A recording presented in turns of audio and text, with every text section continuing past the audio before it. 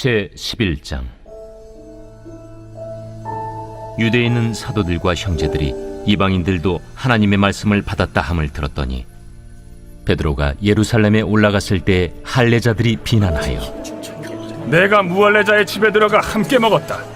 베드로가 그들에게 이 일을 차례로 설명하여 내가 요바시에서 기도할 때에 황홀한 중에 환상을 보니 큰 보자기 같은 그릇이 내 귀에 메어 하늘로부터 내려 내 앞에까지 드리워지거늘 이것을 주목하여 보니 땅에 네 발 가진 것과 들짐승과 기는 것과 공중에 나는 것들이 보이더라. 또 들으니 소리 있어 내게 이르되 베드로야 일어나 잡아먹으라 하거늘 내가 이르되 주님 그럴 수 없나이다. 속되거나 깨끗하지 아니한 것은 결코 내 입에 들어간 일이 없나이다 하니 또 하늘로부터 두 번째 소리 있어 내게 이르되 하나님이 깨끗하게 하신 것을 내가 속되다고 하지 말라 하더라. 이런 일이 3번 있은 후에 모든 것이 다시 하늘로 끌려 올라가더라. 마침 3사람이 내가 유숙한 집 앞에 서 있으니 가이사랴에서 내게로 보낸 사람이라. 성령이 내게 명하사 아무 의심 말고 함께 가라 하시매 이 6 형제도 나와 함께 가서 그 사람의 집에 들어가니 그가 우리에게 말하기를 천사가 내 집에 서서 말하되 내가 사람을 요바에 보내어 베드로라 하는 시몬을 청하라. 그가 너와 내 온 집이 구원받을 말씀을 내게 이르리라 함을 보았다 하거늘 내가 말을 시작할 때에 성령이 그들에게 임하시기를 처음 우리에게 하신 것과 같이 하는지라. 내가 주의 말씀에 요한은 물로 세례를 베풀었으나 너희는 성령으로 세례를 받으리라 하신 것이 생각났노라. 그런즉 하나님이 우리가 주 예수 그리스도를 믿을 때에 주신 것과 같은 선물을 그들에게도 주셨으니 내가 누구에게 하나님을 능히 맡겠느냐. 그들이 이 말을 듣고 잠잠하여 하나님께 영광을 돌려 그러면 하나님께서 이방인에게도 생명 얻는 회개를 주셨도다. 그때 스데반의 일로 일어난 환난으로 말미암아 흩어진 자들이 베니게와 구브로와 안디옥까지 이르러 유대인에게만 말씀을 전하는데 그 중에 구브로와 구레네 몇 사람이 안디옥에 이르러 헬라인에게도 말하여 주 예수를 전파하니 주의 손이 그들과 함께 하심에 수많은 사람들이 믿고 주께 돌아오더라. 예루살렘 교회가 이 사람들의 소문을 듣고 바나바를 안디옥까지 보내니 그가 이르러 하나님의 은혜를 보고 기뻐하여 모든 사람에게 굳건한 마음으로 주와 함께 머물러 있으라 권하니 바나바는 착한 사람이요 성령과 믿음이 충만한 사람이라. 이에 큰 무리가 주께 더하여지더라. 바나바가 사울을 찾으러 다소에 가서 만나매 안디옥에 데리고 와서 둘이 교회에 1년간 모여있어 큰 무리를 가르쳤고 제자들이 안디옥에서 비로소 그리스도인이라 일컬음을 받게 되었더라. 그때 선지자들이 예루살렘에서 안디옥에 이르니 그 중에 아가보라는 한 사람이 일어나 성령으로 말하되 천하의 큰 흉년이 들리라 하더니 글라우디오 때에 그렇게 되니라. 제자들이 각각 그 힘대로 유대에 사는 형제들에게 부조를 보내기로 작정하고 이를 실행하여 바나바와 사울의 손으로 장로들에게 보내니라. 오늘 사도행전 11장 말씀 함께 살펴보도록 하겠습니다. 사도행전은 교회의 탄생과 교회 확장을 보여주고 있습니다. 이 중심에는 성령님이 계셨기 때문에 성령행전이라고도 불려집니다. 예수님은 교회의 탄생을 예고하시며 승천하셨습니다. 오순절날 마가의 다락방에 성령이 임하시면서 예루살렘 교회가 시작이 되어지죠. 이 교회는 사랑의 공동체였고 거룩한 공동체였습니다. 예루살렘 교회에 핍박이 시작이 되어지자 많은 주를 믿는 자들이 유대와 사마리아 땅으로 흩어지게 되어졌습니다. 가는 곳마다 복음을 전하였고 스스로들 이방인이라고 취급하였던 사마리아 성에도 예수 믿는 자들이 나타나게 되었습니다. 베드로와 요한이 찾아가 기도하여 성령이 임함으로 사마리아 성 교회가 시작이 되어지죠. 이 복음은 땅끝까지 이르게 되어지는데요. 에디오피아 넷이 이방인에게 복음이 증거되어졌습니다. 이 이디오피아 넷이는 유대교를 믿는 사람이었는데 예수를 이제 알게 된 것이죠. 이방인 선교를 위해서 하나님께서는 사울을 준비해 주셨습니다. 또 점점 복음이 확장되어져서 지역을 뛰어넘어 계층을 뛰어넘는 복음의 역사성을 보여주죠. 여인들에게, 그리고 유대인들은 천하게 여겼던 시체를 다루던, 죽은 시체를 다루는 가죽쟁이 시몬에게 복음이 증거되게 됩니다. 이제 본격적으로 이방인의 선교의 문이 열려지게 되는데요. 이 사도들과 유대인들이 이방인에게 복음을 전하는 것은 거의 불가능한 일입니다. 그들은 이방인들을 지옥의 불쏘시개로 생각을 했습니다. 완전히 개 취급을 하였는데요. 그들이 하나님께 감사했던 제목 중에 우리를 이방인으로 태어나지 않게 하신 것을 감사합니다, 이런 기도의 내용들도 있었습니다. 그만큼 이방인들을 멀리 하였는데요. 그런데 하나님께서 이 이방인들도 하나님의 구원의 대상임을 보여주는 중요한 사건으로 고넬료를 베드로에게 만나게 하신 것입니다. 둘이 동시에 환상을 보게 하였고, 이 환상이 서로 확인되어지자 베드로는 고넬료에게 복음을 증거하게 됩니다. 고넬료 집에 있었던 사람들이 성령이 임하는 모습을 보고 하나님께서 이방인들에게도 하나님의 복음을 증거하시는구나 라고 확신하게 되어집니다. 하나님께서 이 땅끝이라는 것이 이방인에게까지 복음 전하는 것이구나 라는 것을 베드로가 깨닫게 되어지죠. 고넬료가 며칠 동안 머물라 하자 그들과 함께 이방인임에도 불구하고 함께 먹고 마시며 머물게 되어집니다. 이렇게 해서 이방인 선교의 문이 열렸지만 다른 사도들과 다른 제자들은 이것을 아직 받아들이기가 좀 어려웠습니다. 그래서 이 베드로가 예루살렘으로 돌아왔을 때에 엄청난 논쟁이 일어나게 됩니다. 1절과 2절 말씀 제가 다시 읽어보겠습니다.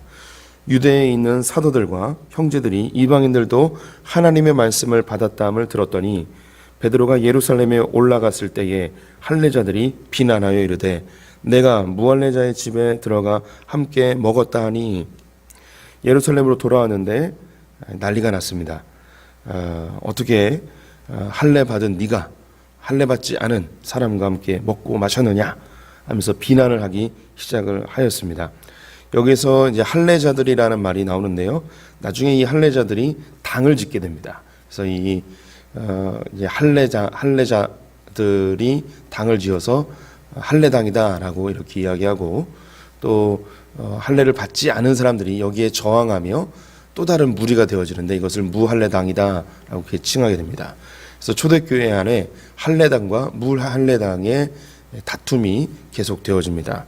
또 초대교회 그 이단 중에 에비온파라고 있는데요. 이 에비온파는 여러 가지 이단적인 교리들이 있었지만 중요한 것이 예수님이 재림하시는데, 이 재림하시는 예수님은 온 인류를 위한 재림이 아니고 유대인들을 위한 재림이라고 굳건히 믿고 있었던 유대파 이단이었습니다.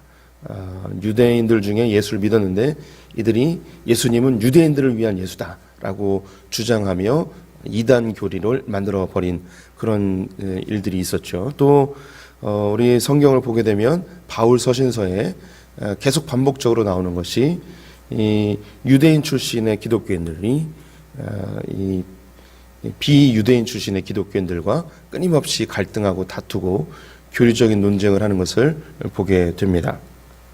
오늘 이 베드로는 자신을 비난하는 이 할례파들에게 자기에게 일어난 일을 아주 자세하게 이야기를 합니다.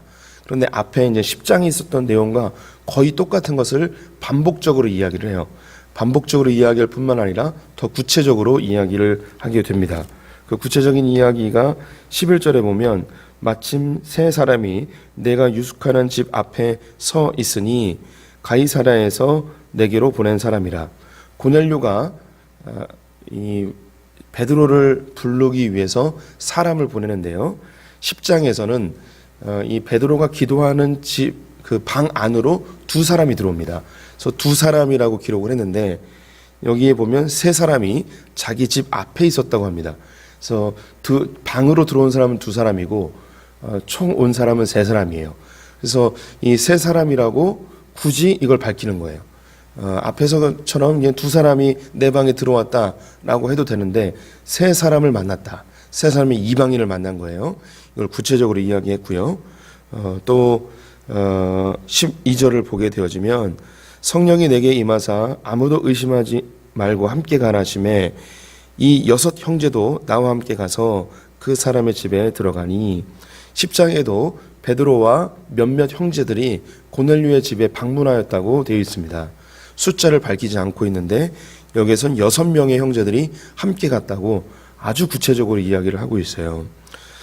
똑같은 이야기를 반복적으로 그거보다 더 구체적으로 이야기를 하고 있는데요. 이 이유가 뭐냐면 이 유대인들이 이방인들에게 복음을 전하는 것, 그리고 이방인들이 하나님의 백성이 되는 것에 대하여서 엄청나게 거부감을 갖고 있었습니다. 그리고 이것을 기록하는 것이 누가가 기록하고 있고 누가의 스승이 바울이었습니다. 바울이 가는 곳마다 초대교회에 이 유대교 출신의 기독교인들이 이 초대교회 곳곳에서 이 할례당을 조직하여서 자꾸 분란을 일으키는 거예요. 하나님은 유대인들의 하나님이다. 예수님은 유대인들을 위해서 왔다. 그리고 할례 받아야 된다. 할례 받지 않으면 하나님의 백성이 아니다. 라는 이 율법적인 내용을 끊임없이 계속 이야기하기 때문에 여기에 이 베드로가 고넬료를 만났고 하나님께서 이방인의 선교를 하나님이 친히 여셨고 하나님께서 이 예루살렘 교회에 이미 이방인 선교가 합의되었고 이것이 이미 공식화된 것임을 이야기하고 있는 거예요. 2번이나 똑같은 내용을 더 구체적으로 설명하면서 이방인의 선교가 하나님이 진행하시는 것이고 사도들이 공인한 것이고 예루살렘 교회가 인정한 거라는 것을 강조하고 있는 것이죠.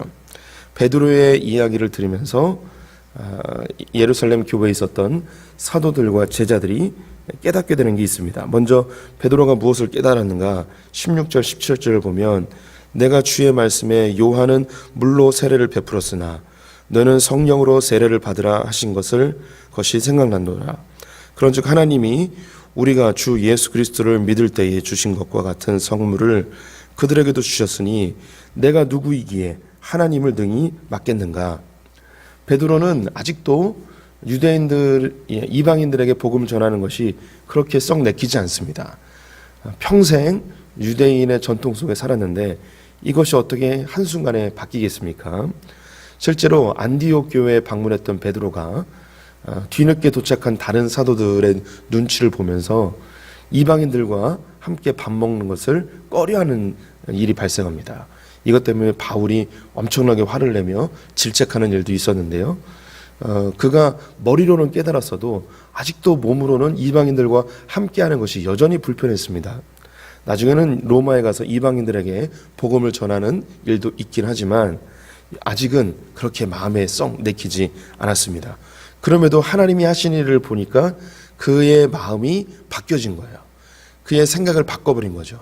내가 어떻게 하나님이 하시는 일을 막을 수 있는가? 하나님이 이방인들에게 복음을 전하시는구나. 이걸 내가 어떻게 막을 수 있는가? 라고 깨달았다는 거죠. 이런 설명을 듣고서 다른 제자들도 같은 마음을 갖게 됩니다. 18절에 그들이 이 말을 듣고 잠잠하여 하나님께 영광을 돌려 이르되 그러면 하나님께서 이방인에게도 생명 얻는 회개를 주셨도다. 예루살렘 교회에 있었던 사도들과 제자들이 깨달은 거죠. 하나님께서 이방인들에게도 하나님의 구원을 주시는구나. 이방인들도 하나님의 백성이 되는구나. 이 땅끝이 이방인들에게까지 전파되는 것이구나 라는 것을 깨닫고 합의가 되는 것이죠. 그래서 이방인 선교가 공식적으로 열리게 되어지고 이 뒤에 보면 안디옥 교회가 만들어지게 됩니다. 여기서 우리가 중요한 교훈을 하나 얻게 되는데요. 우리가 이제 선교에 대한 마음을 얻는 건 이 본문에서 충분히 찾을 수 있습니다. 그런데 우리 성도들에게 또 하나 강조해드리고 싶은 것이 있다면 때로는 교회에 일어나는 일, 내 삶에 일어나는 일 중에 내가 받아들이기 어려운 일들이 있을 수 있어요. 때로는 교회의 결정이 내가 용납하기 어려운 결정이 내려질 때도 있습니다. 그런데 우리 성도님들이 보셔야 되는 게 환경을 잘 보셔야 돼요. 하나님이 만들어 가시는 환경, 하나님이 이끌어 가시는 환경을 보고서 거기에 무릎을 꿇어야 돼요. 베드로가 자기의 마음으로는 용납되지 않지만 하나님이 하시는 일, 하나님이 만들어 가시는 이 환경을 보면서 지금 하나님이 일하시는구나. 하나님이 일하시는 것을 내가 어찌 막을 수 있겠는가. 거기에 자기의 마음을 내려놓고 용납하고 거기에 순복하는 베드로의 모습을 보게 됩니다. 우리 성도님들이 때로는 교회에 큰 갈등과 분란이 일어나는 것을 볼 때도 있습니다. 그것은 자기가 갖고 있는 자기 중심성, 자기 결정, 자기의 의견을 끝까지 고수하려는 자기 고집이 그 안에 있습니다. 하나님이 움직이시는 그 하나님의 손길을 봐야 되는데 하나님의 손길은 보지 않고 내 고집대로 하고자 하는 그런 욕구가 우리 안에 있죠. 내가 틀렸다는 것 인정하고 싶지 않을 때가 있습니다. 내가 결정한 것이 이것이 멈춘다는 것을 무척 자존심 상해할 때도 있습니다. 베드로도 이방인들에게 복음을 전하는 것 이건 받아들이기 쉬운 일이 아닙니다. 그런데 하나님이 일하시는 걸 볼 때 거기에 순복하는 지혜를 발휘하게 되어지죠. 베드로의 성향이 이런 사람이 아니죠. 베드로는 말구의 귀를 잘랐던 사람입니다. 그런데 하나님의 역사를 보고서 성령으로 충만하니까 거기에 순복할 수 있는 마음이 생긴 것이죠. 이 마음을 우리 성도님들 모두가 다 받아들였으면 좋겠습니다. 특별히 저는 이제 목회자로서 그 누구보다도 이 베드로의 마음이 저에게 절실히 필요합니다. 목회자 특히 이제 담임 목사가 제일 빠지기 쉬운 실수가 뭐냐면 내 생각이 옳다는 거예요. 내가 하나님께 기도하고 내가 성경을 성도님들보다 더 많이 알고 교회를 더 사랑하기 때문에 내 결정이 맞다고 이렇게 확정해 버리는 것이죠. 그런데 그것은 옳지 않아요. 하나님께서는 모든 성도님들을 통해서 또 환경을 통해서 하나님의 일을 해 나가십니다. 그래서 하나님이 일하는 것에 내가 맞추어야 돼요. 또 교육자들이 각 부서에서 내가 하고자 하는 것과 교사들이나 환경이 자기의 뜻과 맞지 않을 때가 있을 때 여기서 충돌이 일어나는 경우가 있습니다. 그렇지 않죠. 하나님이 하시는 일에 내가 하고자 하는 것을 내려놓는 하나님의 일에 순종하는 순복하는 자세가 필요합니다. 제가 대학생 때부터 늘 기도한 것이 성령이 일하는 곳에 내가 일하게 해주십시오라는 기도를 많이 했습니다. 지금도 마찬가지죠. 우리가 아무리 열심히 하고 아무리 애를 써도 성령님이 함께하지 아니하시면 일이 되질 않습니다. 하지만 성령님이 일하시는 곳에 함께 있으면 내가 크게 일하지 않아도 성령님이 하나님이 일해 나가시죠. 그래서 우리 성도님들이 늘 보셔야 되는 게 하나님이 어떻게 일하고 계시는가, 하나님이 어떻게 환경을 만들어 가시는가, 하나님이 어디에 관심이 있으신가, 하나님의 관점으로 우리의 사역과 우리의 삶을 살펴봐야 됩니다. 그래서 내 고집을 내려놓고 주님이 일하시는 것에 우리가 뒤따라가면 우리의 삶의 열매를 맛보고 큰 즐거움을 누리게 되어지죠. 그 뒤에 이제 안디옥 교회가 만들어지게 되는데요. 19절, 20절 말씀을 제가 읽어보겠습니다.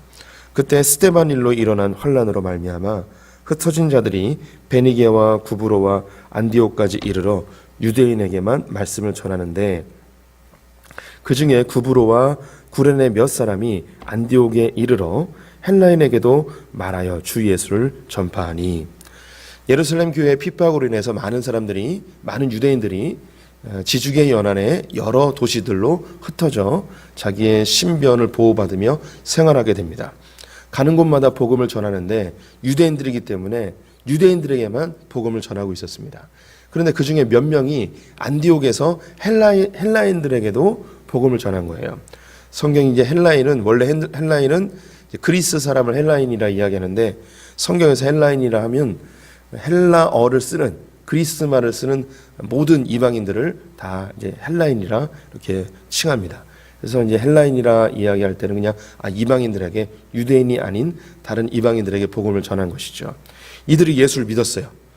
그의 숫자가 점점 늘어납니다. 21절에 주의 손이 그들과 함께 하심에 수많은 사람들이 믿고 주께 돌아오더라. 이방인들에게 복음을 전하였더니 주님께 돌아오게 됩니다. 예, 이게 이제 같이 맞물리는 거예요. 안디옥에 예수 믿는 이방인들이 나타나게 되는데 이들을 위해서 목회자가 파송되어져야 됩니다. 그런데 이들을 용납할 수 없는 것이 이 유대인 사도들의 마음이었어요. 그런데 베드로의 마음을 하나님께서 바꿔주셨고 베드로의 사건으로 사도들의 마음이 바뀌어졌습니다. 그런 이 동시에 이 일이 일어나면서 이 바나바를 안디옥의 교육자로 목회자로 파송하게 되어지죠. 22절에 예루살렘 교회가 이 사람들의 소문을 듣고 바나바를 안디옥까지 보내니, 만약에 이 베드로가 고넬료를 만나는 사건이 없었으면 안디옥 교회에 예수 믿는 이방인들을 위한 목회자를 절대 파송할 수 없었을 것입니다. 하나님은 하나님의 일을 해나가십니다. 이 사도행전 1장부터 지금까지 사람이 주도적으로 한 것이 아니고 끊임없이 하나님이 이 일을 해나가시고 성령님이 이 일을 해나가시는 것을 볼 수 있게 되어지죠. 그런데 바나바가 가서 말씀을 가르치자 믿는 자의 숫자가 더 많아졌습니다. 혼자서는 감당할 수 없게 되었습니다. 그래서 이 바나바가 생각난 사람이 있었는데 그 사람이 바로 사울, 바울이었습니다. 다소에 가서 사울을 데려오죠. 사울은 예수를 영접하고 아라비아에서 3년 동안 하나님과 친밀한 시간을 가지며 그의 복음의 체계를 견고히 세우죠. 그리고 다소에서 생활하게 되는데 7년여 동안 생활을 하게 됩니다. 10년이 지난 거죠. 7년 동안 무명의 세월로 다소에서 복음을 잠잠히 전하고 있었는데요. 이 바나바가 데리고 옵니다. 바나바에 대해서 설명하기를 24절에 바나바는 착한 사람이요 성령과 믿음이 충만한 사람이라. 이에 큰 무리가 주께 더하여지더라. 바나바에 대해서 착한 사람이다, 성령과 믿음이 충만한 사람이다 라고 설명을 하고 있습니다. 누가가 쓰고 있어요. 그런데 이 누가가 바나바에 대해서 이런 이야기를 할 수 있는 것은 그가 바나바를 만나본 적이 없습니다. 누구를 통해서 들었는가? 바로 이 바울을 통해서 들었죠. 바울의 마음속에 바나바에 대한 빚진 마음이 있습니다. 자기를 사도들에게 소개해주고 아라비아 광야에서 하나님과 친밀한 시간을 가질 때 이 바나바를 통하여서 교육을 받았다고들 이야기를 합니다. 또한 다소에서 사역하고 있을 때 안디옥으로 초대하고 또 1차 전도여행을 함께 하였던 이 바나바. 그런데 이 바나바와 바울이 이 마가 때문에 다투게 돼요. 마가가 전도여행 가다가 도망가 버리거든요. 근데 바나바는 다시 잘 타일러서 함께 가자라고 이야기하지만 바울은 저렇게 중간에 포기하는 놈을 또 데리고 가면 인간은 고쳐 쓰는 게 아니라고, 한 번 안 되는 놈은 영원히 안 된다고 하면서 버리고 간다고 합니다. 그러자 이 둘 사이에 갈등이 생겨서 이 바나바는 구브로로 가고 바울은 자기 나름대로 전도여행을 시작하죠. 그래서 나뉘어져요. 그래서 이 다투고 이 싸웠던 이 마음에 빚진 마음이 있어요. 자기를 잘 챙겨줬던. 나중에 이 바울이 어떻게 변화하면요, 마가를 데려와서 함께 사역하자고 이야기를 합니다. 처음에 그 복음의 열정 때문에 혈기에 차서 바나바와 싸웠던 그 마음이 이 구절에서 바나바를 그리워하고 미안해하고 빚진 마음이 여기에 담겨 있는 것으로 저는 느껴져요. 정말 그렇게 썼는지 모르겠는데 근데 그런 것 같아요. 바나바에 대해서 누구에게 이야기할 때마다 어떻게 소개했느냐, 바나바는 정말 충성스러운 사람이고 그런 착한 사람이고 그런 성령과 믿음이 충만했던 사람이라고 그렇게 계속 설명을 해준 거죠. 그래서 그의 빚진 마음이 여기에 담겨 있는 것 같아요. 이렇게 이제 사울이 초대되어져서 안디옥 교회가 시작이 되어집니다. 그리고 그곳에서 놀라운 일이 하나 발생하죠. 26절에 만남의 안디옥에 데려가 와서 둘이 교회에 1년간 모여 있어 큰 무리를 가르쳤고 제자들이 안디옥에서 비로소 그리스도인이라 일컬음을 받게 되었더라. 이 안디옥에서 사람들이 예수 믿는 사람을 그리스도인이다라고 부르기 시작하였습니다. 이 그리스도인이라는 것은 그리스도에 미친 사람이라는 것입니다. 처음에는 이것이 칭찬의 말이 아닙니다. 비난의 말이죠. 어우, 저 그리스도에 미친 놈들, 이 그리스도밖에 모르는 놈들 해서 이제 그리스도인이라고 붙여진 이름이죠. 그래서 우리가 지금도 그리스도인이다라는 이름을 우리가 듣게 되어집니다. 우리 성도님들이 그리스도인이다라고 이름을 불려지는 순간 사람들은 우리를 곱게 보지 않습니다. 우리가 하는 행동 하나마다 다 눈을 부릅뜨고 봅니다. 이놈들이 그리스도인인데 예수를 믿는 놈들인데 예수의 삶대로 그대로 살고 있는가? 착하게 사는가? 정직하게 사는가? 예수가 가르친 대로 살고 있는가? 눈을 부릅뜨고 보고 있는 것이죠. 어딜 가도 우리는 꼬리표가 달려 있습니다. 그래서 때때로 우리가 그리스도인이라는 것을 숨기고 살아가는 사람들도 있죠. 그것이 부담스러워서. 우리 성도님들 자신이 그리스도인이라는 것을 숨기지 마십시오. 우리가 예수를 인정하면 하나님께서도 우리를 인정해 주시고 우리가 예수를 부인하면 하나님께서도 우리를 부인하신다고 이야기하셨습니다. 그래서 우리가 당당하게 크리스찬이라는 것을 이야기하시고 제가 볼 때 사람들에게 내가 크리스찬이라는 것을 보여주는 제일 좋은 방법은 식기도인 것 같아요. 기도할 때, 밥 먹을 때 기도하고 다 이 밥 먹으면 제 교회 다니나 보다 라고 우리가 얘기하지 않아도 다 알게 될 겁니다. 그 이후에 예루살렘 교회에 큰 기근이 들게 되는데요. 이 안디옥 교회를 비롯한 이 이방인 출신의 기독교인들이 크리스천들이 자신들의 어머니 교회 같은 예루살렘 교회를 구제하는 일이 발생하게 되어집니다. 복음이 열방으로 흘러가고 또 이 흘러간 복음이 또다시 자기의 파송된 교회를 돕는 이 은혜의 선순환. 그들은 이방인들을 개취급하고 멀리하고 가까이 하지 아니려 하고 복음도 전하려 하지 않았는데 그들의 의지와 관계없이 전파된 이 복음에 의하여서 예루살렘에 있었던 이 유대인 교회가 이방인의 도움을 받는 이런 역순환이 일어나게 되어지죠. 복음은 이런 것입니다. 복음은 역전의 복음이에요. 내가 생각한 것을 완전히 뒤엎어버리죠. 이들은 이방인들을 멸시하였고 이방인 크리스찬들을 좀 낮게 취급하였고 멀리하였고 가까이 하지 않으려 하였는데 오히려 그 멸시받고 가까이 하지 않으려 했던 그 이방인들이 나를 도와주는 복음이 역전되게 되는 것이죠. 먼저 된 자가 나중되고 나중된 자가 먼저 되어지는 이런 일들이 이 교회 안에서 이루어지게 됩니다. 그래서 우리는 절대 교만하면 안 돼요. 그 누구도 차별해서는 안 됩니다. 우리가 신앙생활을 오래 했다고 지금 예수 믿는 사람들 어설퍼 보이죠. 기도도 잘 못하고 아직도 옛 습관을 버리지 못하고 이런 걸 정죄하면 안 돼요. 어느 순간 우리가 범죄자의 모습으로 전락해버리고 그들이 더 성숙해질 수 있습니다. 그래서 늘 겸손해야 돼요. 하나님 앞에서 오늘 앞에 있는 내용과 뒤에 있는 내용이 결국은 같은 내용이에요. 우리 성도님들이 하나님이 하시는 일을 보면서 내 자신을 겸손히 내려놔야 됩니다.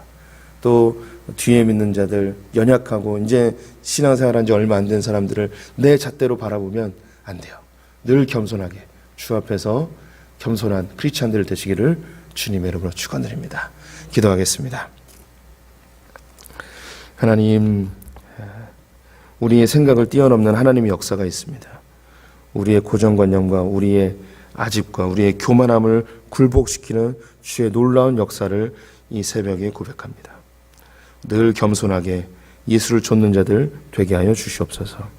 하늘 보좌를 버리고 이 땅에 오신 그 주님, 우리의 자랑, 우리의 경력, 우리의 신앙과 우리의 헌신과 충성 그 어떤 것도 다 내려놓고 겸손히 주님만 쫓는 참된 크리스찬들 되게 하여 주시옵소서.